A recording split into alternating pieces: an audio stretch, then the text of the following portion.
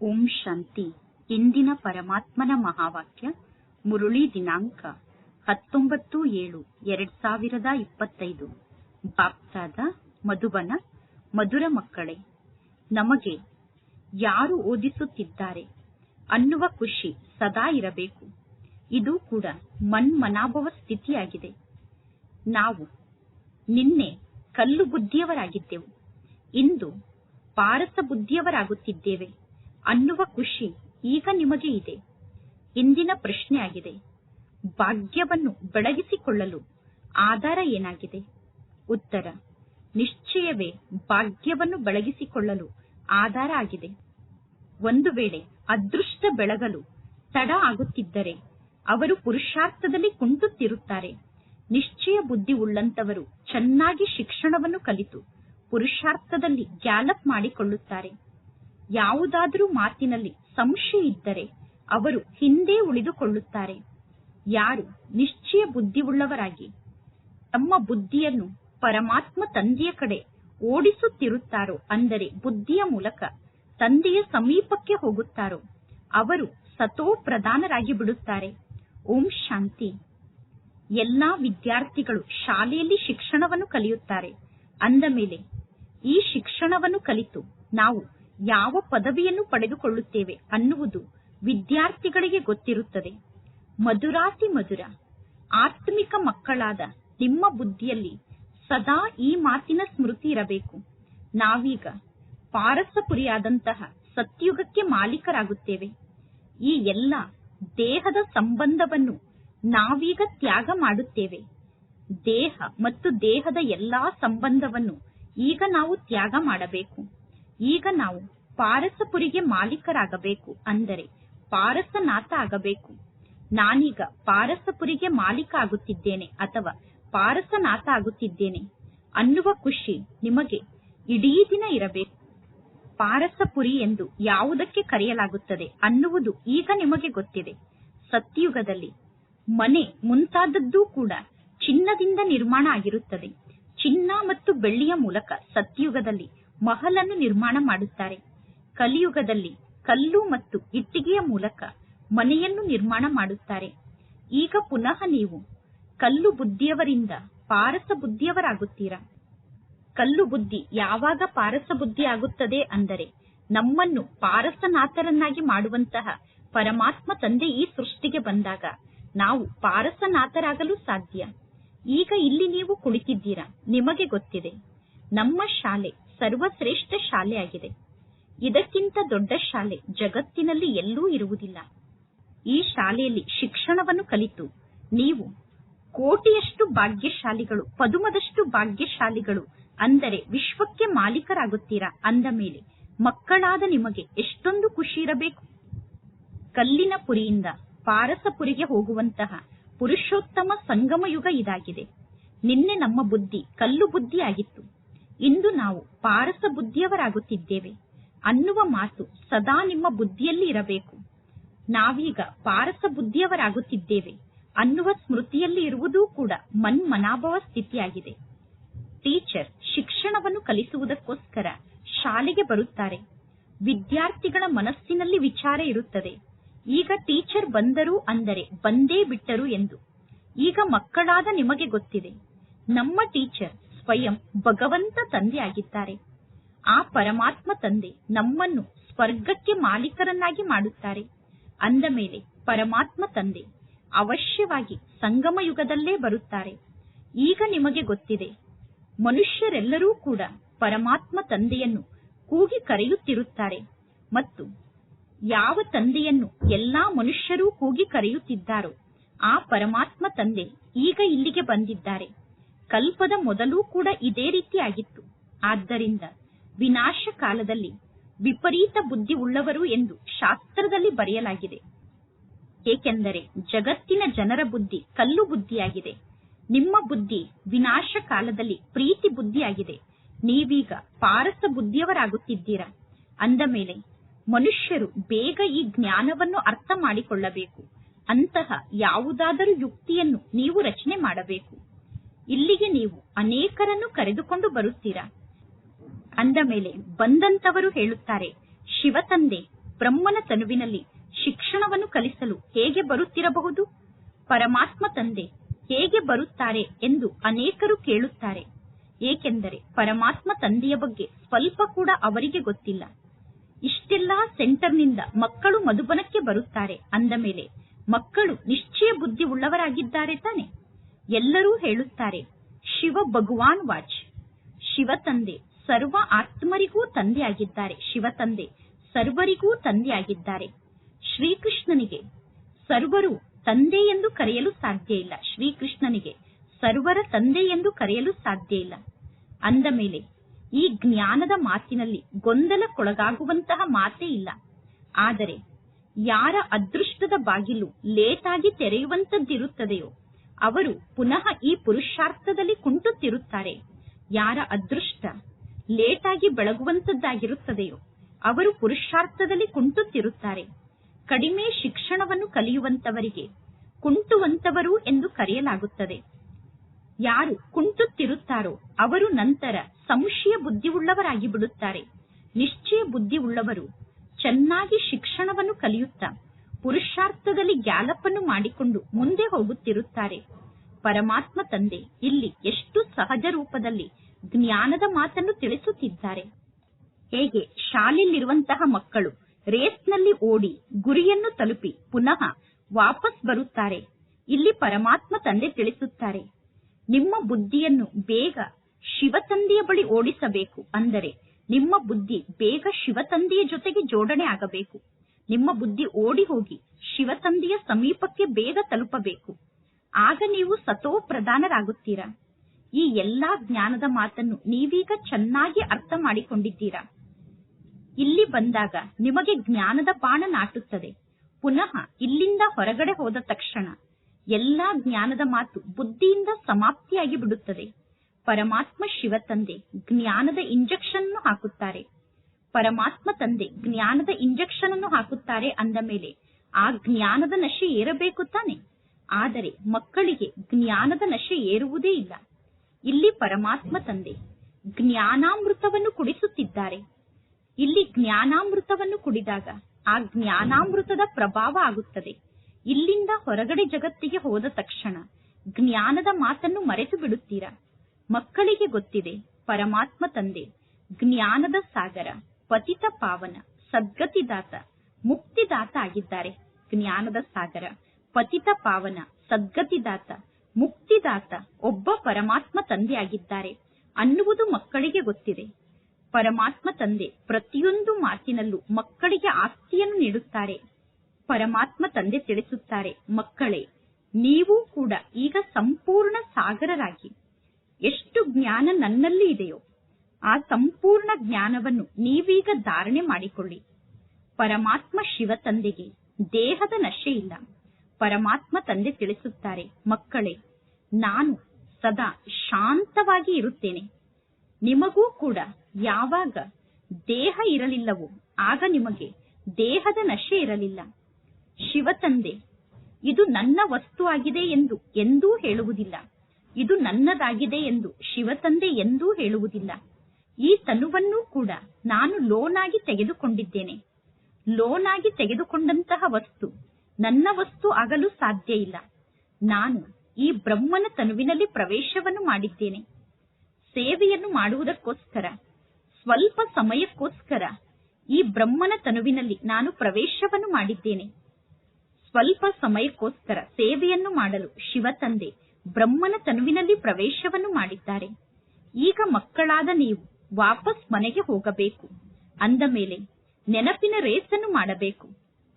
ಭಗವಂತ ತಂದೆಯ ಜೊತೆಗೆ ಮಿಲನವನ್ನು ಮಾಡುವುದಕ್ಕೋಸ್ಕರ ನೀವೀಗ ರೇಸನ್ನು ಮಾಡಬೇಕು. ಜಗತ್ತಿನಲ್ಲಿ ಎಷ್ಟೊಂದು ಯಜ್ಞ, ತಪ ಮುಂತಾದದ್ದನ್ನು ಮಾಡುತ್ತಾರೆ. ಆದರೆ ಯಜ್ಞ ತಪದ ಮೂಲಕ ಪರಮಾತ್ಮ ತಂದೆ ಹೇಗೆ ಸಿಗಲು ಸಾಧ್ಯ ಅನ್ನುವುದು ಅವರಿಗೆ ಗೊತ್ತಿಲ್ಲ. ಜಗತ್ತಿನ ಜನ ತಿಳಿದುಕೊಂಡಿದ್ದಾರೆ, ಯಾವುದೋ ಒಂದು ರೂಪದಲ್ಲಿ ಭಗವಂತ ತಂದೆ ಅವಶ್ಯವಾಗಿ ಬರುತ್ತಾರೆ ಎಂದು. ಪರಮಾತ್ಮ ತಂದೆ ತಿಳಿಸುತ್ತಾರೆ, ಈ ಜ್ಞಾನ ಬಹಳಷ್ಟು ಸಹಜ ಆಗಿದೆ. ಪ್ರದರ್ಶನದಲ್ಲೂ ಕೂಡ ನೀವು ಈ ಜ್ಞಾನವನ್ನು ತಿಳಿಸಿ. ಸತ್ಯುಗ ಮತ್ತು ತ್ರೇತಾಯುಗದ ಆಯಸ್ಸನ್ನೂ ಕೂಡ ಚಿತ್ರದಲ್ಲಿ ತೋರಿಸಲಾಗಿದೆ. ಸತ್ಯುಗ ಮತ್ತು ತ್ರೇತಾಯುಗವನ್ನು ಸೇರಿಸಿ 2500 ವರ್ಷ ಅನ್ನುವ ಮಾತು ಕರೆಕ್ಟ್ ಆಗಿ ಇದೆ. ಮೊದಲು ಸೂರ್ಯವಂಶಿಗಳು ಇರುತ್ತಾರೆ, ಸೂರ್ಯವಂಶಿಗಳ ನಂತರ ಚಂದ್ರವಂಶಿಗಳು ಬರುತ್ತಾರೆ ಅನ್ನುವುದನ್ನು ತೋರಿಸಿ, ನಂತರ ರಾವಣ ರಾಜ್ಯ ಪ್ರಾರಂಭ ಆಯಿತು ಅನ್ನುವುದನ್ನು ತೋರಿಸಿ, ಮತ್ತು ರಾವಣ ರಾಜ್ಯ ಪ್ರಾರಂಭ ಆದಾಗ ಭಾರತದ ನಿವಾಸಿಗಳು ಪತಿತರಾಗಲು ಪ್ರಾರಂಭ ಮಾಡಿದರು. ದ್ವಾಪರ ಯುಗ ಮತ್ತು ಕಲಿಯುಗದಲ್ಲಿ ರಾವಣ ರಾಜ್ಯ ಇರುತ್ತದೆ. ತಿಥಿ ತಾರೀಖನ್ನು ಕೂಡ ತೋರಿಸಲಾಗಿದೆ. ಇನ್ನು ಮಧ್ಯದಲ್ಲಿ ಸಂಗಮ ಯುಗವನ್ನು ತೋರಿಸಬೇಕು. ಸಾರಥಿಯಂತೂ ಅವಶ್ಯವಾಗಿ ಬೇಕು ತಾನೆ. ಸಾರಥಿಯಾದಂತಹ ಪರಮಾತ್ಮ ತಂದೆ ಈ ಬ್ರಹ್ಮನ ರಥದಲ್ಲಿ ಪ್ರವೇಶವನ್ನು ಮಾಡಿ ನಮಗೆ ರಾಜಯೋಗವನ್ನು ಕಲಿಸುತ್ತಾರೆ. ಆ ರಾಜಯೋಗದ ಮೂಲಕ ನೀವು ಲಕ್ಷ್ಮಿ ಅಥವಾ ನಾರಾಯಣ ಆಗುತ್ತೀರಾ. ಯಾರಿಗಾದರೂ ಈ ಜ್ಞಾನವನ್ನು ತಿಳಿಸುವುದು ಬಹಳ ಸಹಜ ಆಗಿದೆ. ಲಕ್ಷ್ಮೀ ನಾರಾಯಣರ ಮನೆತನ ಇಷ್ಟು ಸಮಯದವರೆಗೂ ನಡೆಯುತ್ತದೆ ಎಂದು ನೀವೀಗ ಅನ್ಯರಿಗೆ ತಿಳಿಸಬೇಕು. ಉಳಿದ ಎಲ್ಲಾ ಆತ್ಮರ ಮನೆತನ ಇದೆ. ಉಳಿದ ಎಲ್ಲಾ ಮನೆತನಗಳು ಹದ್ದಿನ ಮನೆತನ ಆಗಿದೆ. ಇದು ಬೇಹದ್ದಿನ ಮನೆತನ ಆಗಿದೆ. ಈ ಬೇಹದ್ದಿನ ಇತಿಹಾಸ ಮತ್ತು ಭೂಗೋಳವನ್ನು ನೀವೀಗ ಅರ್ಥ ಮಾಡಿಕೊಳ್ಳಬೇಕು. ಈಗ ಇದು ಸಂಗಮ ಯುಗ ಆಗಿದೆ. ಪುನಃ ಈಗ ದೈವಿ ರಾಜ್ಯ ಸ್ಥಾಪನೆ ಆಗುತ್ತಾ ಇದೆ. ಈಗ ಈ ಜಗತ್ತು ಕಲ್ಲಿನ ಪುರಿಯಾಗಿದೆ. ಈಗ ಈ ಕಲ್ಲಿನ ಪುರಿ ವಿನಾಶ ಆಗುತ್ತದೆ, ಅಂದರೆ ಹಳೆಯ ಜಗತ್ತಿನ ವಿನಾಶ ಆಗುತ್ತದೆ. ಈಗ ಈ ಹಳೆಯ ಜಗತ್ತಿನ ವಿನಾಶ ಆಗದೇ ಇದ್ದರೆ ಹೊಸ ಜಗತ್ತು ಹೇಗೆ ನಿರ್ಮಾಣ ಆಗಲು ಸಾಧ್ಯ? ಜಗತ್ತಿನ ಜನ ಹೇಳುತ್ತಾರೆ ಹೊಸ ದೆಹಲಿ ಎಂದು. ಈಗ ಮಕ್ಕಳಾದ ನಿಮಗೆ ಗೊತ್ತಿದೆ ಹೊಸ ದೆಹಲಿ ಯಾವಾಗ ಇರುತ್ತದೆ ಎಂದು. ಹೊಸ ಜಗತ್ತಿನಲ್ಲಿ ಹೊಸ ದೆಹಲಿ ಇರುತ್ತದೆ. ಯಮುನಾ ನದಿಯ ದಡದಲ್ಲಿ ದೇವತೆಗಳ ಮಹಲ್ ಇರುತ್ತದೆ ಎಂದು ಗಾಯನ ಇದೆ. ಯಾವಾಗ ಲಕ್ಷ್ಮೀ ನಾರಾಯಣರ ರಾಜ್ಯ ಇತ್ತು ಆಗ ಹೊಸ ದೆಹಲಿ ಇತ್ತು, ಪಾರಸಪುರಿ ಇತ್ತು ಎಂದು ಕರೆಯಲಾಗುತ್ತದೆ. ಹೊಸ ರಾಜ್ಯ ಸತ್ಯುಗದಲ್ಲಿ ಇತ್ತು. ಹೊಸ ರಾಜ್ಯ ಆದಂತಹ ಸತ್ಯುಗದಲ್ಲಿ ಲಕ್ಷ್ಮೀ ನಾರಾಯಣರು ರಾಜ್ಯವನ್ನು ಆಳುತ್ತಾರೆ. ಮನುಷ್ಯರು ಈ ಎಲ್ಲಾ ಮಾತನ್ನೂ ಮರೆತು ಬಿಟ್ಟಿದ್ದಾರೆ. ಈ ನಾಟಕ ಹೇಗೆ ಪ್ರಾರಂಭ ಆಗುತ್ತದೆ ಅನ್ನುವುದನ್ನು ಮನುಷ್ಯರು ಮರೆತಿದ್ದಾರೆ. ಈ ನಾಟಕದಲ್ಲಿ ಯಾರು ಯಾರು ಮುಖ್ಯ ಪಾತ್ರಧಾರಿಗಳಾಗಿದ್ದಾರೆ ಅನ್ನುವುದನ್ನು ಅರ್ಥ ಮಾಡಿಕೊಳ್ಳಬೇಕು. ಬಹಳಷ್ಟು ಜನ ಪಾತ್ರಧಾರಿಗಳಿದ್ದಾರೆ. ಆದ್ದರಿಂದ ಮುಖ್ಯ ಪಾತ್ರಧಾರಿಗಳ ಬಗ್ಗೆ ನಿಮಗೆ ಗೊತ್ತಿದೆ. ನೀವೀಗ ಮುಖ್ಯ ಪಾತ್ರಧಾರಿಗಳಾಗಿದ್ದೀರಾ. ಎಲ್ಲರಿಗಿಂತ ಮುಖ್ಯವಾದ ಪಾತ್ರವನ್ನು ನೀವೀಗ ಅಭಿನಯ ಮಾಡುತ್ತಿದ್ದೀರಾ. ನೀವು ಆತ್ಮಿಕ ಸಮಾಜ ಸೇವಕರಾಗಿದ್ದೀರಾ. ಇನ್ನು ಜಗತ್ತಿನಲ್ಲಿ ಇರುವಂತಹ ಎಲ್ಲಾ ವ್ಯಕ್ತಿಗಳು ಸ್ಥೂಲ ಸಮಾಜ ಸೇವಕರು, ಅಂದರೆ ಶಾರೀರಿಕ ಸಮಾಜ ಸೇವಕರಾಗಿದ್ದಾರೆ. ನೀವು ಆತ್ಮಕ್ಕೆ ಜ್ಞಾನವನ್ನು ತಿಳಿಸುತ್ತೀರಾ. ಆತ್ಮವೇ ಶಿಕ್ಷಣವನ್ನು ಕಲಿಯುತ್ತದೆ. ಮನುಷ್ಯರು ತಿಳಿದುಕೊಂಡಿದ್ದಾರೆ ಶರೀರ ಶಿಕ್ಷಣವನ್ನು ಕಲಿಯುತ್ತದೆ ಎಂದು. ಆತ್ಮ ಈ ಕರ್ಮೇಂದ್ರಿಯದ ಮೂಲಕ ಶಿಕ್ಷಣವನ್ನು ಕಲಿಯುತ್ತದೆ ಅನ್ನುವುದು ಜಗತ್ತಿನಲ್ಲಿ ಯಾರಿಗೂ ಗೊತ್ತಿಲ್ಲ. ಆತ್ಮನಾದ ನಾನು ಈಗ ವಕೀಲ ಆಗುತ್ತೇನೆ ಎಂದು ಹೇಳುತ್ತಾರೆ. ಪರಮಾತ್ಮ ತಂದೆ ಆತ್ಮನಾದ ನನಗೆ ಶಿಕ್ಷಣವನ್ನು ಕಲಿಸುತ್ತಿದ್ದಾರೆ. ಆತ್ಮದಲ್ಲೇ ಸಂಸ್ಕಾರ ಇರುತ್ತದೆ. ಆತ್ಮವೇ ಸಂಸ್ಕಾರವನ್ನು ತೆಗೆದುಕೊಂಡು ಹೋಗುತ್ತದೆ. ನಂತರ ಪುನಃ ಆತ್ಮ ಹೊಸ ಜಗತ್ತಿಗೆ ಬಂದು ರಾಜ್ಯವನ್ನು ಆಳುತ್ತದೆ. ಹೇಗೆ ಸತ್ಯಯುಗದಲ್ಲಿ ರಾಜ್ಯದಾನಿ ನಡೆದಿತ್ತು, ಅದೇ ರೀತಿ ಪುನಃ ಸತ್ಯಯುಗದಲ್ಲಿ ಹೊಸ ರಾಜ್ಯ ಪ್ರಾರಂಭ ಆಗುತ್ತದೆ. ಇಲ್ಲಿ ನೀವು ಯಾವ ಮಾತನ್ನೂ ಕೇಳುವ ಅವಶ್ಯಕತೆ ಇಲ್ಲ. ಮುಖ್ಯ ಮಾತು ಅಂದರೆ ಎಂದೂ ಕೂಡ ದೇಹಾಭಿಮಾನಕ್ಕೆ ವಶ ಆಗಬೇಡಿ.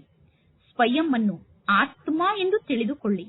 ನೀವೀಗ ಯಾವುದೇ ಪ್ರಕಾರದ ವಿಕರ್ಮವನ್ನು ಮಾಡಬೇಡಿ. ಸದಾ ನಾನು ವಿಕರ್ಮವನ್ನು ಮಾಡಬಾರದು ಅನ್ನುವ ಸ್ಮೃತಿ ಇರಬೇಕು. ಮತ್ತು ಸದಾ ಪರಮಾತ್ಮ ತಂದೆಯನ್ನು ನೆನಪು ಮಾಡುತ್ತಾ ಇರಿ. ತಂದೆಯ ನೆನಪಿನಲ್ಲಿ ನೀವು ಸ್ಥಿತ ಆಗದೇ ಇದ್ದರೆ, ಒಂದನೆಯದಾಗಿ ವಿಕರ್ಮದ ಹೊರೆ ಇನ್ನೂ 100 ಪಟ್ಟು ಜಾಸ್ತಿ ಆಗುತ್ತದೆ. ವಿಕರ್ಮದ ಹೊರೆ ಜಾಸ್ತಿಯಾದರೆ ನಿಮ್ಮ ಮೂಳೆ ಕೂಡ ಸಂಪೂರ್ಣವಾಗಿ ಪುಡಿಪುಡಿಯಾಗಿ ಬಿಡುತ್ತದೆ. ಅದರಲ್ಲೂ ಕೂಡ ಎಲ್ಲಾ ವಿಕಾರಕ್ಕಿಂತ ಮುಖ್ಯವಾದ ವಿಕಾರ ಅಂದರೆ ಕಾಮ ವಿಕಾರ ಆಗಿದೆ. ಕೆಲವರು ಹೇಳುತ್ತಾರೆ ಮಕ್ಕಳು ಬಹಳಷ್ಟು ಕಾಟವನ್ನು ಕೊಡುತ್ತಾರೆ ಎಂದು. ಅಂದ ಮೇಲೆ ಪುನಃ ಮಕ್ಕಳಿಗೆ ಹೊಡೆಯಬೇಕಾಗುತ್ತದೆ ಎಂದು ತಂದೆ ತಾಯಿಯಾದವರು ಹೇಳುತ್ತಾರೆ. ಪರಮಾತ್ಮ ತಂದೆ ತಿಳಿಸುತ್ತಾರೆ, ಈ ಜ್ಞಾನ ಮಾರ್ಗದಲ್ಲಿ ನೀವು ಏನನ್ನೂ ಕೇಳುವ ಅವಶ್ಯಕತೆ ಇಲ್ಲ. ಮಕ್ಕಳನ್ನು ತಿದ್ದುವುದಕ್ಕೋಸ್ಕರ ಮಕ್ಕಳಿಗೆ ಹೊಡೆಯುವುದು ಒಂದು ಸಣ್ಣ ಪಾಪ, ಅಂದರೆ 1 ಪೈಸೆಯಷ್ಟು ಪಾಪ ಆಗಿದೆ ಎಂದು ಹೇಳಬಹುದು. ಆದರೆ ನಿಮ್ಮ ತಲೆಯ ಮೇಲೆ ಜನ್ಮ ಜನ್ಮಾಂತರದ ಪಾಪದ ಹೊರೆಯಿದೆ. ಮೊದಲು ಆ ಪಾಪದ ಹೊರೆಯನ್ನು ಭಸ್ಮ ಮಾಡಿಕೊಳ್ಳಿ. ಪಾವನರಾಗುವುದಕ್ಕೋಸ್ಕರ ಪರಮಾತ್ಮ ತಂದೆ ಬಹಳ ಸಹಜವಾದ ಉಪಾಯವನ್ನು ತಿಳಿಸುತ್ತಿರುತ್ತಾರೆ. ನೀವೀಗ ಒಬ್ಬ ತಂದೆಯನ್ನು ನೆನಪು ಮಾಡಿ, ಒಬ್ಬ ತಂದೆಯ ನೆನಪಿನ ಮೂಲಕ ನೀವು ಪಾವನರಾಗುತ್ತೀರಾ. ಭಗವಾನ್ ವಾಚ್ ಮಕ್ಕಳಿಗೋಸ್ಕರ. ಈಗ ಆತ್ಮರ ಜೊತೆಗೆ ನಾನು ಮಾತನಾಡುತ್ತೇನೆ ಎಂದು ಪರಮಾತ್ಮ ತಂದೆ ತಿಳಿಸುತ್ತಾರೆ. ಬೇರೆ ಯಾವ ಮನುಷ್ಯರೂ ಕೂಡ ಈ ರೀತಿ ಜ್ಞಾನದ ಮಾತನ್ನು ಅರ್ಥ ಮಾಡಿಕೊಳ್ಳಲು ಸಾಧ್ಯ ಇಲ್ಲ. ಜಗತ್ತಿನ ಜನ ತಮ್ಮನ್ನು ತಾವು ಶರೀರ ಎಂದು ತಿಳಿದುಕೊಂಡಿದ್ದಾರೆ. ಪರಮಾತ್ಮ ತಂದೆ ತಿಳಿಸುತ್ತಾರೆ, ನಾನು ಆತ್ಮರಿಗೆ ಜ್ಞಾನವನ್ನು ತಿಳಿಸುತ್ತೇನೆ. ಆತ್ಮರು ಪರಮಾತ್ಮ ತಂದೆಯ ಜೊತೆಗೆ ಮಿಲನವನ್ನು ಮಾಡುತ್ತಾರೆ ಎಂದು ಗಾಯನವನ್ನು ಮಾಡಲಾಗುತ್ತದೆ. ಆತ್ಮ ಮತ್ತು ಪರಮಾತ್ಮ ತಂದೆಯ ಮಿಲನದ ಮೇಳ ನಡೆಯುತ್ತದೆ ಎಂದು ಗಾಯನ ಇದೆ. ಆದರೆ ಈ ರೀತಿ ಪರಮಾತ್ಮ ತಂದೆ ಮಿಲನವನ್ನು ಮಾಡಬಹುದು ಅನ್ನುವುದು ಜಗತ್ತಿನಲ್ಲಿ ಯಾರಿಗೂ ಗೊತ್ತಿಲ್ಲ. ಇದು ಶಿಕ್ಷಣ ಆಗಿದೆ. ಪರಮಾತ್ಮ ತಂದೆಯ ಬಳಿ ಮಕ್ಕಳು ದೂರ ದೂರದಿಂದ ಬರುತ್ತಾರೆ. ಯಾರಿಗೆ ನಿಶ್ಚಯ ಬುದ್ಧಿ ಇದೆಯೋ ಅವರು ಮುಂದೆ ಹೋದಂತೆ ಬಹಳ ತೀವ್ರಗತಿಯಿಂದ ಪುರುಷಾರ್ಥವನ್ನು ಮಾಡಲು ಪ್ರಯತ್ನವನ್ನು ಪಡುತ್ತಾರೆ.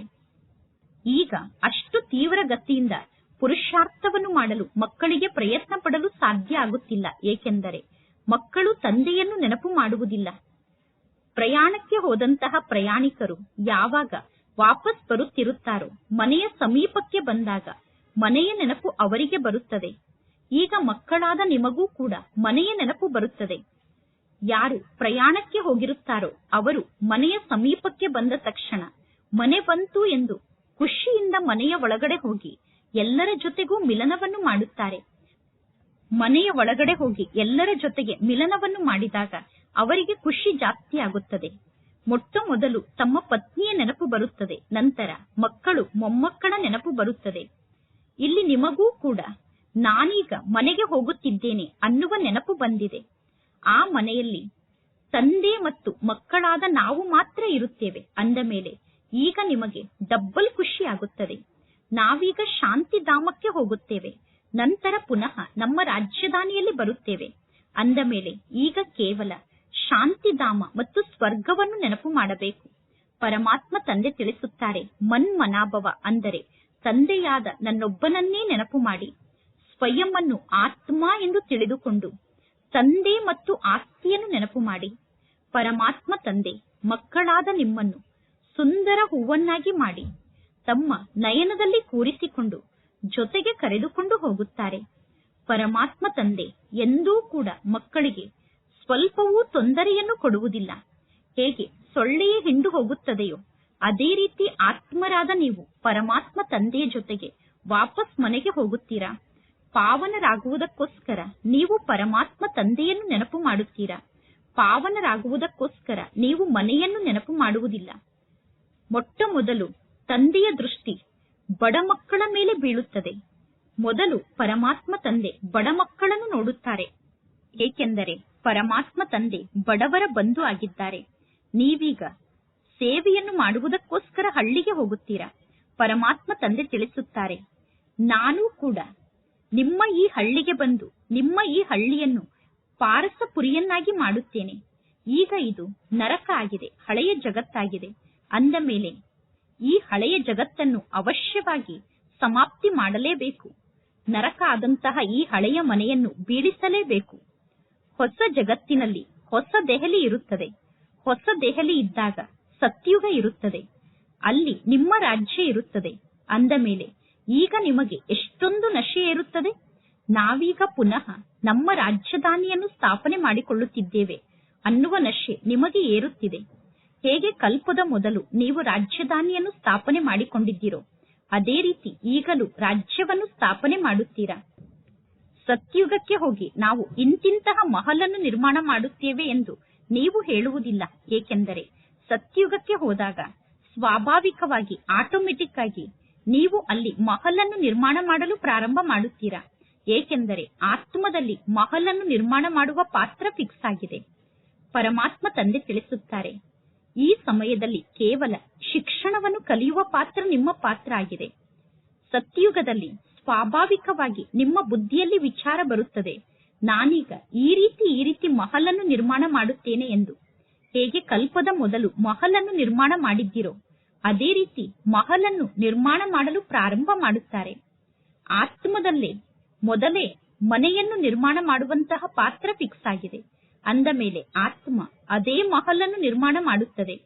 ಯಾವ ಮಹಲ್ನಲ್ಲಿ ನೀವು ಪ್ರತಿ ಕಲ್ಪದಲ್ಲೂ ಸತ್ಯುಗದಲ್ಲಿ ನಿವಾಸವನ್ನು ಮಾಡುತ್ತೀರೋ ಆತ್ಮ ಅದೇ ಮಹಲನ್ನು ಸತ್ಯುಗದಲ್ಲಿ ನಿರ್ಮಾಣ ಮಾಡಲು ಪ್ರಾರಂಭ ಮಾಡುತ್ತದೆ.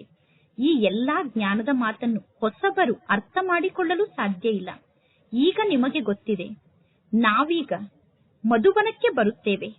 ಹೊಸ ಜ್ಞಾನದ ಪಾಯಿಂಟ್ ಅನ್ನು ಕೇಳಿ ಮಧುಬನದಲ್ಲಿ ರಿಫ್ರೆಶ್ ಆಗಿ ವಾಪಸ್ ಊರಿಗೆ ಹೋಗುತ್ತೇವೆ.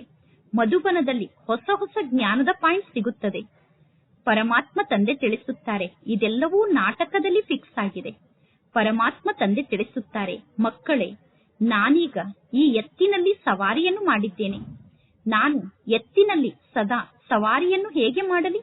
ನಾನು ರಥ ಆದಂತಹ ಬ್ರಹ್ಮನ ತನುವಿನಲ್ಲಿ ಸದಾ ಹೇಗೆ ಸವಾರಿಯನ್ನು ಮಾಡಲು ಸಾಧ್ಯ? ಈ ತನುವಿನಲ್ಲಿ ನನಗೇನು ಸುಖದ ಅನುಭವ ಆಗುವುದಿಲ್ಲ.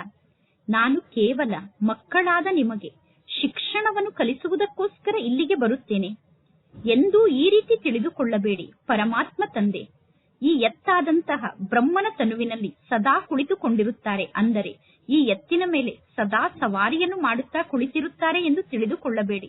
ಹಗಲು ರಾತ್ರಿ ಯಾರಾದರೂ ಎತ್ತಿನ ಮೇಲೆ ಸವಾರಿಯನ್ನು ಮಾಡುತ್ತಾರೇನು? ಬ್ರಹ್ಮನ ತನುವಿನಲ್ಲಿ ಬರಲು ಮತ್ತು ಬ್ರಹ್ಮನ ತನುವಿನಿಂದ ವಾಪಸ್ ಹೋಗಲು ಪರಮಾತ್ಮ ತಂದೆಗೆ 1 ಸೆಕೆಂಡ್ ಸಾಕು. ಸೆಕೆಂಡ್ ನಲ್ಲಿ ತಂದೆ ಬರುತ್ತಾರೆ ಮತ್ತು ಸೆಕೆಂಡ್ ನಲ್ಲಿ ವಾಪಸ್ ಹೋಗುತ್ತಾರೆ. ಸದಾ ಇದೇ ತನುವಿನಲ್ಲಿ ಕುಳಿತುಕೊಳ್ಳುವಂತಹ ಕಾಯಿದೆ ಇಲ್ಲ. ಪರಮಾತ್ಮ ತಂದೆಯ ಜೊತೆಗೆ ಮಿಲನವನ್ನು ಮಾಡುವುದಕ್ಕೋಸ್ಕರ ಮಕ್ಕಳಾದ ನೀವು ಬರುತ್ತೀರಾ. ನಿಮಗೆ ಶಿಕ್ಷಣವನ್ನು ಕಲಿಸುವುದಕ್ಕೋಸ್ಕರ ಪರಮಾತ್ಮ ತಂದೆ ಎಷ್ಟು ದೂರದಿಂದ ಬರುತ್ತಾರೆ ನೋಡಿ. ಪರಮಾತ್ಮ ತಂದೆಯ ಮನೆ ಮೇಲೆ ಪರಮಧಾಮದಲ್ಲಿ ಇದೆ ತಾನೆ. ಇಡೀ ದಿನ ಪರಮಾತ್ಮ ತಂದೆ ಈ ಬ್ರಹ್ಮನ ಶರೀರದಲ್ಲಿ ಕುಳಿತಿರುವುದಿಲ್ಲ. ಪರಮಾತ್ಮ ತಂದೆ ತಿಳಿಸುತ್ತಾರೆ, ಈ ಶರೀರದಲ್ಲಿ ನನಗೇನು ಸುಖದ ಅನುಭವ ಆಗುವುದಿಲ್ಲ. ಹೇಗೆ ಪಂಜರದಲ್ಲಿ ಪಕ್ಷಿ ಸಿಕ್ಕಿ ಹಾಕಿಕೊಳ್ಳುತ್ತದೆ ತಾನೆ, ಅದೇ ರೀತಿ ಬ್ರಹ್ಮನ ತನುವಿನಲ್ಲಿ ಇದ್ದಾಗ ಅದು ಪರಮಾತ್ಮ ತಂದೆಗೆ ಪಂಜರದ ಸಮಾನ ಆಗಿದೆ. ನಾನು ಈ ಬ್ರಹ್ಮನ ತನುವನ್ನು ಲೋನಾಗಿ ತೆಗೆದುಕೊಳ್ಳುತ್ತೇನೆ. ನಿಮಗೆ ಜ್ಞಾನದ ಶಿಕ್ಷಣವನ್ನು ಕಲಿಸುವುದಕ್ಕೋಸ್ಕರ ಬ್ರಹ್ಮನ ತನುವನ್ನು ಲೋನಾಗಿ ತೆಗೆದುಕೊಳ್ಳುತ್ತೇನೆ. ನೀವೀಗ ಹೇಳುತ್ತೀರಾ, ನಮಗೆ ಶಿಕ್ಷಣವನ್ನು ಕಲಿಸುವುದಕ್ಕೋಸ್ಕರ ಜ್ಞಾನದ ಸಾಗರಾದಂತಹ ಪರಮಾತ್ಮ ತಂದೆ ಬರುತ್ತಾರೆ ಎಂದು. ಜ್ಞಾನದ ಸಾಗರಾದಂತಹ ಪರಮಾತ್ಮ ತಂದೆ ಬಂದಿದ್ದಾರೆ ಅಂದ ಮೇಲೆ ಮಕ್ಕಳಿಗೆ ಖುಷಿಯಲ್ಲಿ ರೋಮಾಂಚನ ಆಗಬೇಕು. ಆ ಖುಷಿ ಪುನಃ ಎಂದೂ ಕಡಿಮೆ ಆಗಬಾರದು. ಪರಮಾತ್ಮ ತಂದೆ ತಿಳಿಸುತ್ತಾರೆ, ಮಾಲೀಕ ಆದಂತಹ ಪರಮಾತ್ಮ ತಂದೆ ಸ್ಥಿರವಾಗಿ ಇಲ್ಲಿ ಕುಳಿತಿದ್ದಾರೆ. ಒಂದು ಎತ್ತಿನ ಮೇಲೆ ಇಬ್ಬರು ಸದಾ ಸವಾರಿಯನ್ನು ಮಾಡಲು ಸಾಧ್ಯ ಆಗುತ್ತದೆಯೇನು? ಅಂದರೆ ಬ್ರಹ್ಮನ ತನುವಿನಲ್ಲಿ ಬ್ರಹ್ಮ ತಂದೆ ಮತ್ತು ಶಿವ ತಂದೆ ಇಬ್ಬರು ಸದಾ ಇರಲು ಸಾಧ್ಯ ಆಗುತ್ತದೆಯೇನು? ಪರಮಾತ್ಮ ಶಿವ ತಂದೆ ತಮ್ಮ ಮನೆಯಾದಂತಹ ಪರಮಧಾಮದಲ್ಲಿ ಇರುತ್ತಾರೆ. ಪರಮಾತ್ಮ ತಂದೆ ಆ ಮನೆಯಿಂದ ಈ ಸೃಷ್ಟಿಗೆ ಬರುತ್ತಾರೆ. ಈ ಸೃಷ್ಟಿಗೆ ಬರಲು ಪರಮಾತ್ಮ ತಂದೆಗೆ ಜಾಸ್ತಿ ಸಮಯ ಬೇಕಾಗುವುದಿಲ್ಲ. ರಾಕೆಟ್ ಅನ್ನು ನೋಡಿ, ರಾಕೆಟ್ ಎಷ್ಟು ತೀಕ್ಷ್ಣವಾಗಿ ಹಾರುತ್ತಿರುತ್ತದೆ. ರಾಕೆಟ್ ಎಷ್ಟು ಸ್ಪೀಡ್ ಆಗಿ ಹೋಗುತ್ತದೆ. ಶಬ್ದಕ್ಕಿಂತ ತೀಕ್ಷ್ಣವಾಗಿ ರಾಕೆಟ್ ಮೇಲೆ ಹಾರುತ್ತದೆ. ಆತ್ಮ ಕೂಡ ಬಹಳ ಸಣ್ಣದಾದ ರಾಕೆಟ್ ಆಗಿದೆ. ಆತ್ಮ ಹೇಗೆ ಓಡಿ ಹೋಗುತ್ತದೆ? ಭಾರತದಲ್ಲಿ ಇರುವಂತಹ ಆತ್ಮ ಶರೀರವನ್ನು ತ್ಯಾಗ ಮಾಡಿ ತಕ್ಷಣ ಲಂಡನ್ಗೆ ಹೋಗಿ ಇನ್ನೊಂದು ಶರೀರವನ್ನು ಪ್ರವೇಶ ಮಾಡುತ್ತದೆ. 1 ಸೆಕೆಂಡ್ ನಲ್ಲಿ ಜೀವನ್ ಮುಕ್ತಿ ಎಂದು ಗಾಯನ ಇದೆ. ಪರಮಾತ್ಮ ತಂದೆ ಸ್ವಯಂ ಒಂದು ರಾಕೆಟ್ ಆಗಿದ್ದಾರೆ. ಪರಮಾತ್ಮ ತಂದೆ ತಿಳಿಸುತ್ತಾರೆ, ನಿಮಗೆ ಶಿಕ್ಷಣವನ್ನು ಕಲಿಸುವುದಕ್ಕೋಸ್ಕರ ನಾನು ಈ ಸೃಷ್ಟಿಗೆ ಬರುತ್ತೇನೆ. ನಿಮಗೆ ಶಿಕ್ಷಣವನ್ನು ಕಲಿಸಿ ಪುನಃ ನಾನು ನನ್ನ ಮನೆಗೆ ವಾಪಸ್ ಹೋಗುತ್ತೇನೆ. ಈ ಸಮಯದಲ್ಲಿ ಪರಮಾತ್ಮ ತಂದೆ ಬಹಳಷ್ಟು ಬ್ಯುಸಿಯಾಗಿ ಇರುತ್ತಾರೆ. ಪರಮಾತ್ಮ ತಂದೆ ದಿವ್ಯ ದೃಷ್ಟಿಯ ದಾತ ಆಗಿದ್ದಾರೆ. ಅಂದ ಮೇಲೆ ಪರಮಾತ್ಮ ತಂದೆ ಭಕ್ತರನ್ನೂ ಕೂಡ ಒಲಿಸಿಕೊಳ್ಳಬೇಕು. ನಿಮಗೂ ಕೂಡ ನಾನು ಶಿಕ್ಷಣವನ್ನು ಕಲಿಸುತ್ತೇನೆ. ಭಕ್ತರಿಗೆ ಸಾಕ್ಷಾತ್ಕಾರ ಆಗಬೇಕು ಅನ್ನುವ ಇಚ್ಛೆ ಮನಸ್ಸಿನಲ್ಲಿ ಇರುತ್ತದೆ. ಅಥವಾ ಭಕ್ತರು ಪರಮಾತ್ಮ ತಂದೆಯ ಸಮ್ಮುಖದಲ್ಲಿ ಯಾವುದಾದರೂ ಒಂದು ಮಾತಿನ ಭಿಕ್ಷೆಯನ್ನು ಬೇಡುತ್ತಿರುತ್ತಾರೆ. ಜಗದಂಬೆಯ ಸಮ್ಮುಖದಲ್ಲಿ ಹೆಚ್ಚಾಗಿ ಭಕ್ತರು ಭಿಕ್ಷೆಯನ್ನು ಬೇಡುತ್ತಾರೆ. ನೀವೆಲ್ಲರೂ ಜಗದಂಬೆ ಆಗಿದ್ದೀರ ತಾನೆ? ನೀವೀಗ ವಿಶ್ವದ ರಾಜ್ಯಭಾಗ್ಯದ ಭಿಕ್ಷೆಯನ್ನು ಎಲ್ಲರಿಗೂ ನೀಡುತ್ತೀರಾ. ಬಡವರಿಗೆ ಭಿಕ್ಷೆ ಪ್ರಾಪ್ತಿಯಾಗುತ್ತದೆ. ನಾವು ಬಡವರಾಗಿದ್ದೇವೆ. ಆದ್ದರಿಂದ ಪರಮಾತ್ಮ ಶಿವ ತಂದೆ ಸ್ವರ್ಗದ ರಾಜ್ಯಭಾಗ್ಯವನ್ನೇ ಭಿಕ್ಷೆಯಾಗಿ ನಮಗೆ ನೀಡುತ್ತಾರೆ. ಭಿಕ್ಷೆಯನ್ನು ಬಿಟ್ಟು ಬೇರೆ ಏನನ್ನೂ ನೀಡುವುದಿಲ್ಲ. ಪರಮಾತ್ಮ ತಂದೆ ತಿಳಿಸುತ್ತಾರೆ, ತಂದೆಯಾದ ನನ್ನನ್ನು ನೀವು ನೆನಪು ಮಾಡಿ, ಆಗ ನಿಮ್ಮ ವಿಕರ್ಮ ವಿನಾಶ ಆಗುತ್ತದೆ. ಪುನಃ ನೀವು ಶಾಂತಿಧಾಮಕ್ಕೆ ಹೋಗುತ್ತೀರಾ. ತಂದೆಯಾದ ನನ್ನನ್ನು ನೀವು ನೆನಪು ಮಾಡಿದರೆ ನಿಮ್ಮ ಆಯಸ್ಸು ವೃದ್ಧಿಯಾಗುತ್ತದೆ ಎಂದು ನಾನು ನಿಮಗೆ ಗ್ಯಾರಂಟಿಯನ್ನು ನೀಡುತ್ತೇನೆ. ಸತ್ಯುಗದಲ್ಲಿ ಮೃತ್ಯುವಿನ ಹೆಸರೂ ಕೂಡ ಇರುವುದಿಲ್ಲ. ಸತ್ಯುಗ ಅಮರ ಲೋಕ ಆಗಿದೆ. ಸತ್ಯುಗದಲ್ಲಿ ಮೃತ್ಯುವಿನ ಹೆಸರು ಇರುವುದಿಲ್ಲ. ಕೇವಲ ಆತ್ಮ ಒಂದು ಶರೀರವನ್ನು ತ್ಯಾಗ ಮಾಡಿ ಇನ್ನೊಂದು ಶರೀರವನ್ನು ಧಾರಣೆ ಮಾಡಿಕೊಳ್ಳುತ್ತದೆ. ಆತ್ಮ ಶರೀರವನ್ನು ತ್ಯಾಗ ಮಾಡಿ ಹೊಸ ಶರೀರವನ್ನು ಧಾರಣೆ ಮಾಡಿಕೊಂಡರೆ ಅದಕ್ಕೆ ಮೃತ್ಯು ಎಂದು ಹೇಗೆ ಕರೆಯಲು ಸಾಧ್ಯ ಆಗುತ್ತದೆ? ಸತ್ಯುಗ ಅಮರಪುರಿಯಾಗಿದೆ. ಸತ್ಯುಗದಲ್ಲಿ ದೇವತೆಗಳಿಗೆ ಶರೀರವನ್ನು ತ್ಯಾಗ ಮಾಡುವ ಸಮಯದಲ್ಲಿ ನಾನೀಗ ಪುನಃ ಹೋಗಿ ಮಗುವಾಗಿ ಹುಟ್ಟಬೇಕು ಅನ್ನುವ ಮಾತಿನ ಸಾಕ್ಷಾತ್ಕಾರ ಆಗುತ್ತದೆ. ನಾನೀಗ ಮಗು ಆಗುತ್ತೇನೆ ಅನ್ನುವುದು ಖುಷಿಯ ಮಾತಾಗಿದೆ ತಾನೆ? ಬ್ರಹ್ಮ ತಂದೆಯ ಮನಸ್ಸಿನಲ್ಲೂ ಕೂಡ ಇದೇ ವಿಚಾರ ನಡೆಯುತ್ತಿರುತ್ತದೆ. ನಾನೀಗ ಸತ್ಯುಗಕ್ಕೆ ಹೋಗಿ ಮಗುವಾಗಿ ಹುಟ್ಟುತ್ತೇನೆ ಎಂದು. ಬ್ರಹ್ಮ ತಂದೆಗೆ ಗೊತ್ತಿದೆ, ಸತ್ಯುಗದಲ್ಲಿ ನಾನು ಮಗುವಾಗಿ ಹುಟ್ಟಿದಾಗ ನನ್ನ ಬಾಯಲ್ಲಿ ಚಿನ್ನದ ಚಮಚ ಇರುತ್ತದೆ, ಗೋಲ್ಡನ್ ಸ್ಪೂನ್ ಇರುತ್ತದೆ. ಏಕೆಂದರೆ ಈ ಬ್ರಹ್ಮ ತಂದೆ ಒಬ್ಬರೇ ಪರಮಾತ್ಮ ತಂದೆಗೆ ಕಳೆದು ಹೋಗಿ ಸಿಕ್ಕಂತಹ ನಂಬರ್ 1 ಮಗು ಆಗಿದ್ದಾರೆ. ಪರಮಾತ್ಮ ತಂದೆ ಈ ಬ್ರಹ್ಮ ತಂದೆಯನ್ನು ದತ್ತು ತೆಗೆದುಕೊಂಡಿದ್ದಾರೆ. ನಾನು ಕಳೆದು ಹೋಗಿ ಸಿಕ್ಕಂತಹ ಮಗು ಆಗಿದ್ದೇನೆ. ಅಂದ ಮೇಲೆ ಪರಮಾತ್ಮ ಶಿವ ತಂದೆ ಬ್ರಹ್ಮ ತಂದೆಯನ್ನು ಎಷ್ಟೊಂದು ಪ್ರೀತಿ ಮಾಡುತ್ತಾರೆ. ತಕ್ಷಣ ಬ್ರಹ್ಮನ ತನುವಿನಲ್ಲಿ ಪ್ರವೇಶವನ್ನು ಮಾಡುತ್ತಾರೆ. ಇದು ಆಟ ಆಗಿದೆ ತಾನೆ? ಆಟವನ್ನು ಆಡುವಾಗ ಸದಾ ಖುಷಿಯಾಗುತ್ತದೆ. ಇಲ್ಲೂ ಕೂಡ ನಿಮಗೆ ಗೊತ್ತಿದೆ, ಅವಶ್ಯವಾಗಿ ಪರಮಾತ್ಮ ತಂದೆ ಬರುವಂತಹ ರಥ ಭಾಗ್ಯಶಾಲಿ ರಥ ಆಗಿರಬೇಕು. ಪರಮಾತ್ಮ ತಂದೆಗೆ ಜ್ಞಾನದ ಸಾಗರ ಎಂದು ಗಾಯನವನ್ನು ಮಾಡಲಾಗುತ್ತದೆ. ಜ್ಞಾನದ ಸಾಗರ ಆದಂತಹ ಪರಮಾತ್ಮ ತಂದೆ ಬ್ರಹ್ಮನ ತನುವಿನಲ್ಲಿ ಪ್ರವೇಶವನ್ನು ಮಾಡಿ ನಿಮಗೆ ಜ್ಞಾನವನ್ನು ನೀಡುತ್ತಾರೆ. ಭಗವಂತ ತಂದೆ ಸ್ವಯಂ ಬಂದು ನಮಗೆ ಶಿಕ್ಷಣವನ್ನು ಕಲಿಸುತ್ತಿದ್ದಾರೆ. ಅಂದ ಮೇಲೆ ಮಕ್ಕಳಾದ ನಿಮಗೆ ಬಹಳಷ್ಟು ಖುಷಿ ಇರಬೇಕು. ಒಂದನೆಯದಾಗಿ ಭಗವಂತ ತಂದೆ ಈ ಸೃಷ್ಟಿಗೆ ಬಂದು ಶಿಕ್ಷಣವನ್ನು ಕಲಿಸುತ್ತಿದ್ದಾರೆ ಅನ್ನುವ ಖುಷಿ ಇರಬೇಕು. ಎರಡನೆಯದಾಗಿ ಭಗವಂತ ತಂದೆ ಸ್ವರ್ಗದ ರಾಜ್ಯವನ್ನು ಸ್ಥಾಪನೆ ಮಾಡುತ್ತಿದ್ದಾರೆ ಅನ್ನುವ ಖುಷಿ ನಿಮಗೆ ಇರಬೇಕು. ಸ್ವರ್ಗದ ರಚಯಿತ ಆದಂತಹ ಪರಮಾತ್ಮ ತಂದೆಗೆ ನಾವು ಮಕ್ಕಳಾಗಿದ್ದೇವೆ ಅಂದ ಮೇಲೆ ನಾವೇಕೆ ನರಕದಲ್ಲಿ ಇದ್ದೇವೆ? ಈ ವಿಚಾರ ಯಾರ ಬುದ್ಧಿಯಲ್ಲೂ ಬರುವುದಿಲ್ಲ. ನೀವೀಗ ಭಾಗ್ಯಶಾಲಿಗಳಾಗಿದ್ದೀರಾ. ಅಂದ ಮೇಲೆ ವಿಶ್ವಕ್ಕೆ ಮಾಲೀಕರಾಗುವುದಕ್ಕೋಸ್ಕರ ನೀವು ಈ ಶಿಕ್ಷಣವನ್ನು ಕಲಿಯುತ್ತೀರಾ. ಇಂತಹ ಜ್ಞಾನದ ಶಿಕ್ಷಣದ ಬಗ್ಗೆ ನಿಮಗೆ ಬಹಳಷ್ಟು ಗಮನ ಇರಬೇಕು. ಜ್ಞಾನದ ಶಿಕ್ಷಣದ ಕಡೆ ನಿಮಗೆ ಅಟೆನ್ಷನ್ ಇರಬೇಕು. ಒಳ್ಳೆಯದು. ಮಧುರಾತಿ ಮಧುರ ಅಗಲಿ ಹೋಗಿ ಮರಳಿ ಸಿಕ್ಕಿರುವ ಮಕ್ಕಳ ಪ್ರತಿ ಮಾತ್ಪಿತಾ ಬಾಪ್ತಾದರವರ ನೆನಪು, ಪ್ರೀತಿ ಹಾಗೂ ಸುಪ್ರಭಾತ. ಆತ್ಮಿಕ ಮಕ್ಕಳಿಗೆ ಆತ್ಮಿಕ ತಂದೆಯ ನಮಸ್ತೆ. ಆತ್ಮಿಕ ತಂದೆಗೆ ಆತ್ಮಿಕ ಮಕ್ಕಳ ನೆನಪು, ಪ್ರೀತಿ ಹಾಗೂ ನಮಸ್ತೆ ನಮಸ್ತೆ ನಮಸ್ತೆ. ಧಾರಣೆಗೋಸ್ಕರ ಮುಖ್ಯ ಸಾರ. ಫಸ್ಟ್ ಪಾಯಿಂಟ್, ಈಗ ನಮ್ಮ ಪ್ರಯಾಣ ಮುಗಿದಿದೆ. ಮೊದಲು ನಾವು ನಮ್ಮ ಮನೆಯಾದ ಶಾಂತಿಧಾಮಕ್ಕೆ ಹೋಗುತ್ತೇವೆ, ನಂತರ ನಮ್ಮ ರಾಜಧಾನಿಯಲ್ಲಿ ಬರುತ್ತೇವೆ ಅನ್ನುವ ಡಬ್ಬಲ್ ಖುಷಿಯಲ್ಲಿ ಸ್ಥಿತ ಆಗಿರಬೇಕು. ಸೆಕೆಂಡ್ ಪಾಯಿಂಟ್, ನಿಮ್ಮ ತಲೆಯ ಮೇಲೆ ಏನು ಜನ್ಮ ಜನ್ಮಾಂತರದ ಪಾಪದ ಹೊರೆ ಇದೆಯೋ ಆ ಪಾಪವನ್ನು ಭಸ್ಮ ಮಾಡಿಕೊಳ್ಳಬೇಕು. ದೇಹಾಭಿಮಾನಕ್ಕೆ ವಶ ಆಗಿ ಯಾವುದೇ ಪ್ರಕಾರದ ವಿಕರ್ಮವನ್ನು ಮಾಡಬಾರದು. ಇಂದಿನ ವರದಾನ ಆಗಿದೆ. ಶ್ರೇಷ್ಠ ಸಂಕಲ್ಪದ ಸಹಯೋಗದ ಮೂಲಕ ಸರ್ವರಲ್ಲೂ ಶಕ್ತಿಯನ್ನು ತುಂಬುವಂತಹ ಶಕ್ತಿಶಾಲಿ ಆತ್ಮರಾಗಿ ಸದಾ ಶಕ್ತಿಶಾಲಿ ಭವ ಅನ್ನುವ ವರದಾನವನ್ನು ಪ್ರಾಪ್ತಿ ಮಾಡಿಕೊಂಡು ಸರ್ವ ಆತ್ಮರಲ್ಲಿ ಶ್ರೇಷ್ಠ ಸಂಕಲ್ಪದ ಮೂಲಕ ಶಕ್ತಿಯನ್ನು ತುಂಬುವಂತಹ ಸೇವೆಯನ್ನು ಮಾಡಿ. ಹೇಗೆ ವರ್ತಮಾನ ಸಮಯದಲ್ಲಿ ಸೂರ್ಯನ ಶಕ್ತಿಯನ್ನು ಒಂದು ಕಡೆ ಜಮಾ ಮಾಡಿಕೊಂಡು ಅನೇಕ ಕಾರ್ಯದಲ್ಲಿ ಆ ಶಕ್ತಿಯನ್ನು ಸಫಲ ಮಾಡುತ್ತಾರೆ, ಅದೇ ರೀತಿ ಶ್ರೇಷ್ಠ ಸಂಕಲ್ಪದ ಶಕ್ತಿ ಎಷ್ಟು ಜಮಾ ಆಗಿರಬೇಕು ಅಂದರೆ ನಿಮ್ಮ ಶ್ರೇಷ್ಠ ಸಂಕಲ್ಪದ ಮೂಲಕ ಅನ್ಯರ ಸಂಕಲ್ಪದಲ್ಲೂ ಶಕ್ತಿಯನ್ನು ತುಂಬಲು ನಿಮಗೆ ಸಾಧ್ಯ ಆಗಬೇಕು. ಈ ಸಂಕಲ್ಪ ಇಂಜೆಕ್ಷನ್ನ ಕೆಲಸವನ್ನು ಮಾಡುತ್ತದೆ. ಈ ಸಂಕಲ್ಪ ಶಕ್ತಿಯ ಇಂಜೆಕ್ಷನ್ ಆಂತರ್ಯದ ವೃತ್ತಿಯನ್ನು ಶಕ್ತಿಶಾಲಿಯನ್ನಾಗಿ ಮಾಡುತ್ತದೆ. ಈ ಸಂಕಲ್ಪ ಶಕ್ತಿಯ ಇಂಜೆಕ್ಷನ್ನ ಮೂಲಕ ಆಂತರ್ಯದ ವೃತ್ತಿಯಲ್ಲಿ ಶಕ್ತಿ ಬರುತ್ತಾ ಹೋಗುತ್ತದೆ. ಅಂದ ಮೇಲೆ ಈಗ ಶ್ರೇಷ್ಠ ಭಾವನೆ ಅಥವಾ ಶ್ರೇಷ್ಠ ಸಂಕಲ್ಪದ ಮೂಲಕ ಪರಿವರ್ತನೆಯನ್ನು ಮಾಡಬೇಕು. ಈಗ ಇಂತಹ ಸೇವೆಯ ಅವಶ್ಯಕತೆ ಇದೆ. ಇಂದಿನ ಶ್ಲೋಗನ್ ಆಗಿದೆ, ಮಾಸ್ಟರ್ ದುಃಖಹರ್ತಾಗಿ ದುಃಖವನ್ನು ಆತ್ಮಿಕ ಸುಖದಲ್ಲಿ ಪರಿವರ್ತನೆ ಮಾಡುವುದೇ ನಿಮ್ಮ ಶ್ರೇಷ್ಠ ಕರ್ತವ್ಯ ಆಗಿದೆ.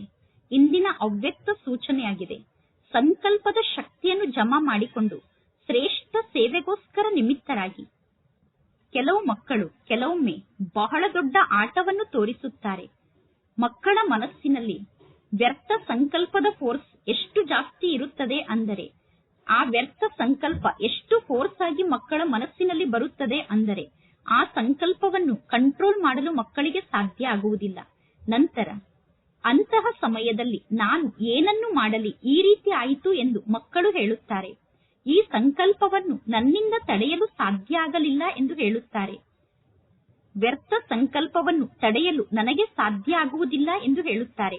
ಅಂದ ಮೇಲೆ ಎಂತಹ ವಿಚಾರ ಬರುತ್ತದೆಯೋ ಅಂತಹ ಕಾರ್ಯವನ್ನು ಮಾಡಿಬಿಡುತ್ತಾರೆ. ಆದರೆ ವ್ಯರ್ಥವನ್ನು ನಿಯಂತ್ರಣ ಮಾಡಲು ನಿಮ್ಮಲ್ಲಿ ನಿಯಂತ್ರಣಾ ಶಕ್ತಿ ಇರಬೇಕು. ಹೇಗೆ ಒಂದೇ ಒಂದು ಸಮರ್ಥ ಸಂಕಲ್ಪಕ್ಕೆ ಪದುಮ ಗುಣದಷ್ಟು ಫಲ ಪ್ರಾಪ್ತಿಯಾಗುತ್ತದೆ, ಅದೇ ರೀತಿ ಒಂದು ವ್ಯರ್ಥ ಸಂಕಲ್ಪದ ಲೆಕ್ಕಾಚಾರ ಅಂದರೆ ಬೇಸರಕ್ಕೊಳಗಾಗುವುದು, ಅಂದರೆ ಉದಾಸರಾಗುವುದು ಅಥವಾ ಖುಷಿ ಮಾಯ ಆಗುವುದು. ಬೇಸರಕ್ಕೊಳಗಾದರೆ, ಉದಾಸರಾದರೆ, ಖುಷಿ ಮಾಯ ಆದರೆ ಆಗಲೂ ಕೂಡ ಒಂದು ಪಟ್ಟು ಕಳೆದುಕೊಳ್ಳುವುದಿಲ್ಲ, ಒಂದರ ಬದಲು ಪದುಮದಷ್ಟು ಕಳೆದುಕೊಳ್ಳುವಂತಹ ಲೆಕ್ಕದ ಅನುಭವ ಆಗುತ್ತದೆ. ಅಂದರೆ ನಾನು ಸ್ವಲ್ಪ ಖುಷಿಯನ್ನು ಕಳೆದುಕೊಂಡಿಲ್ಲ, ಸ್ವಲ್ಪ ಬೇಸರಕ್ಕೊಳಗಾಗಿಲ್ಲ, ನಾನು ಬಹಳಷ್ಟು ಪಟ್ಟು ಖುಷಿಯನ್ನು ಕಳೆದುಕೊಂಡಿದ್ದೇನೆ, ಬೇಸರಕ್ಕೊಳಗಾಗಿದ್ದೇನೆ ಎಂದು ಅನುಭವ ಆಗುತ್ತದೆ. ಒಳ್ಳೆಯದು. ಓಂ ಶಾಂತಿ.